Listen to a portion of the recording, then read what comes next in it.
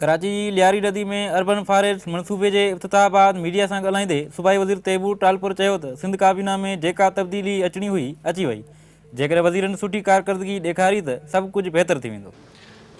मेरे ख्याल से जो तब्दीली होनी थी हमारे यहाँ सिंध में हो गई है और कोई तब्दीली मैं नहीं देख रहा हूँ। 2 साल का इंशाल्लाह टेनियर ऐसे ही चलेगा, बशर्तन के सारे वज़ीर परफॉर्म करें, जिस तरह से उनको परफॉर्म करना है उस तरह परफॉर्म करते रहेंगे तो इंशाल्लाह तब ये 2 साल का टारगेट हम पूरा करेंगे। जो हमें मिले हैं गोल्स वो अचीव करने हैं हमें। सिंध चवणो पीडीएम बिलावल भुट्टो ज़रदारी ठाही हुई जेका हाणे टुटी वई आहे। गौर करेंगे तो पीडीएम को लाने वाला बनाने वाला चेयरमैन बिलावल भुट्टो ज़रदारी साहब थे और आपने ये देखा कि चेयरमैन साहब ने जो एडवाइस दी, जिन एडवाइस पर जब तक वो अमल करते रहे थे तो कामयाबी पर कामयाबी मिली।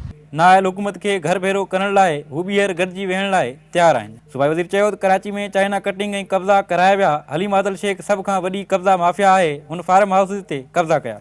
मैं फिर भी समझता हूँ कि अगर कल को ये फिर से बैठेंगे तो इन नाअहल हुकूमत जो है वफाक की और करप्ट, इनको हटाने के लिए किसी भी टाइम पर फिर से बैठना, साथ जोड़ना कोई मैं बहुत बड़ी बात नहीं समझता। हुन चयो त कराची जूं हालतूं पहिरियां खां बहितर आहिनि। मुर्तज़ा वहाब जी सूरत में तब्दीली नज़र आई आहे।